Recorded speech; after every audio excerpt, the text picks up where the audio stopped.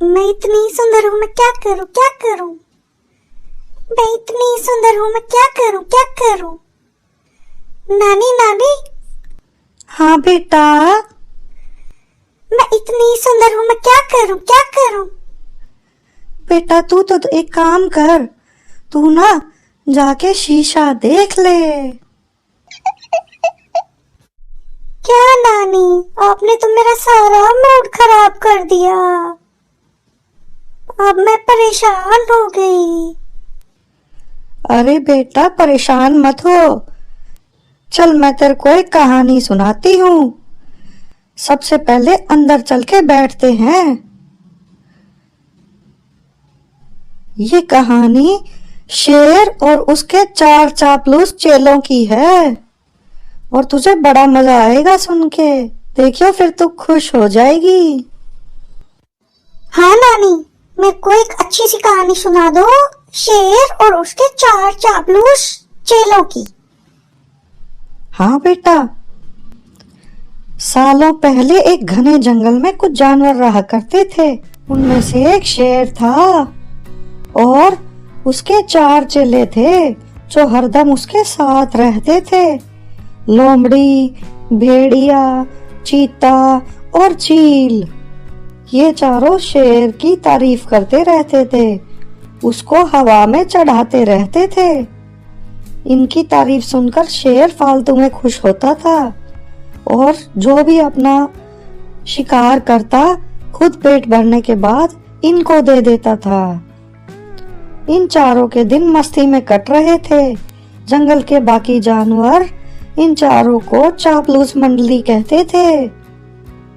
सबको पता था कि ये चारों कोई काम करें या ना करें, लेकिन शेर की चापलूसी बहुत अच्छे से करते हैं। रोजाना चारों जानवर शेर की बड़ाई में कुछ न कुछ बोलते ही रहते थे। एक दिन की बात है, खबरी चील ने अपने चापलूस दोस्तों को आकर बताया कि काफी देर से सड़क के पास एक ऊंट बैठा हुआ है। भेड़िया सुनते ही तुरंत बोला, क्या वो अपने काफिले से पिछड़ गया है? चील ने इस सवाल को सुनते ही कहा, चाहे जो भी हो, हम उसका शिकार करवा देते हैं शेर से। उसके बाद कई दिनों तक आराम से खाएंगे। इस बात को सहमति देते हुए लोमड़ी ने कहा कि ठीक है, मैं जाकर राजा से ये बात करती हूँ।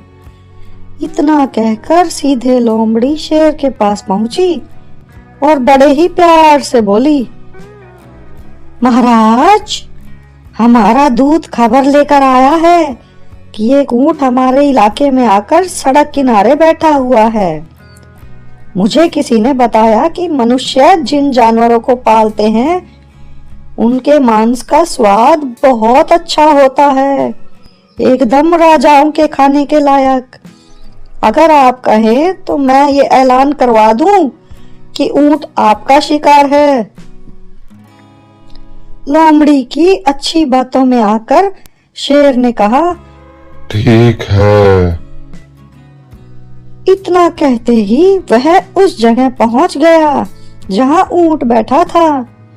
शेर ने देखा कि ऊंट तो काफी कमजोर है और उसकी आंखें भी काफी पीली हो चुकी हैं। उसकी ऐसी हालत शेर से देखी नहीं गई। उसने ऊंट से पूछा, दोस्त, तुम्हारी ऐसी हालत कैसे हो गई? कराहते हुए ऊंट ने जवाब दिया, जंगल के राजा, क्या आपको नहीं पता कि सारे इंसान कितने दयाहीन होते हैं?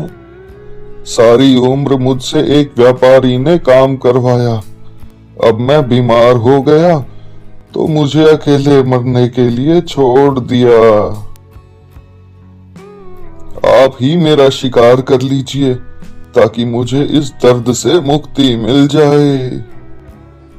इन सब बातों को सुनकर शेर काफी दुखी हुआ। उसने ऊंट से कहा, अब तुम इस जंगल में साथ रहोगे मेरे, यहाँ तुम्हें कोई भी नहीं मारेगा। मैं ऐलान कर दूंगा कि तुम्हारा शिकार कोई जानवर नहीं करेगा। शेर की इस दयालुता को देखकर चारों चापलूस जानवर दंग रह गए। धीमी आवाज में भेड़िए ने कहा, कोई नहीं, बाद में इसे किसी तरह मरवा देंगे शेर से ही। अभी जंगल के राजा का आदेश मान लेते हैं। ऊंट अब उस जंगल में आराम से रह रहा था। अच्छे से हरी घास खाते खाते ऊंट एक दिन बिल्कुल स्वस्थ हो गया। वो हमेशा शेर के प्रति आदर भाव रखता था और शेर के दिल में भी उसके लिए दया और प्रेम की भावना थी। एक दिन चापलूस जानवरों ने जंगल के राजा शेर को हाथी का शिकार करने के लिए कहा।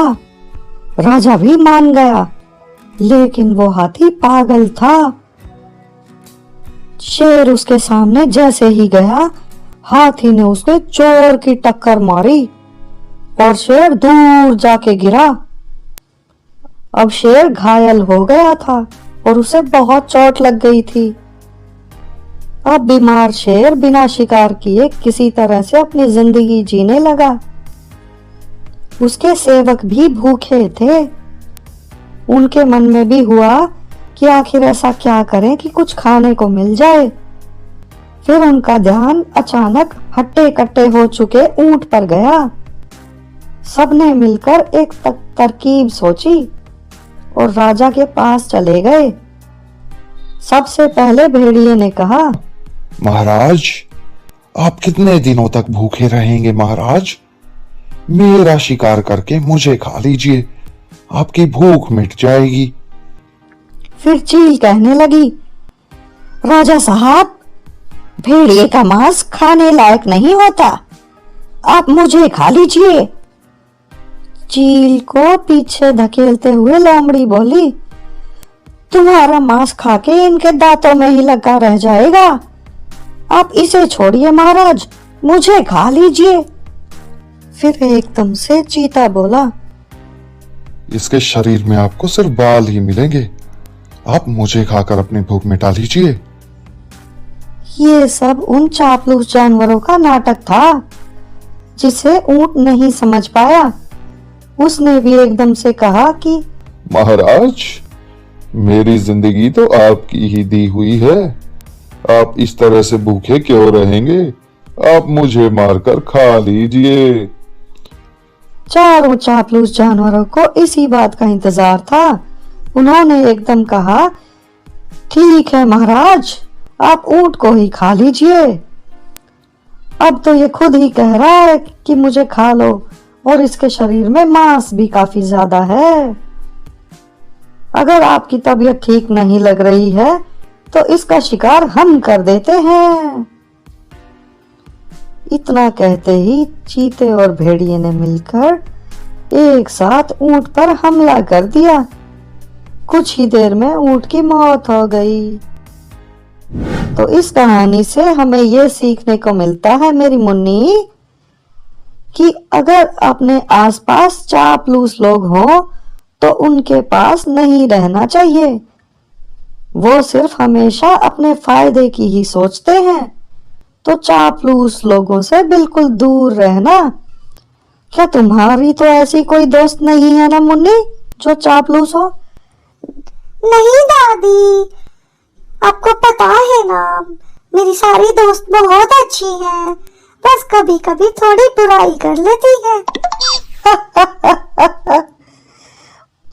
मुन्नी कितनी मासूम है। अगर आपको स्टोरी पसंद आई हो तो वीडियो को लाइक कर दीजिएगा और चैनल को प्लीज सब्सक्राइब कर दीजिएगा। जी हाँ, मेरी नानी के चैनल को सब्सक्राइब कर दीजिए और वीडियो को लाइक कर दीजिए। और हमारी प्यारी नानी आपके लिए बहुत सारी स्टोरीज लेके आती रहेगी। जुड़े रहिए हमारे साथ। Okay, tata, bye.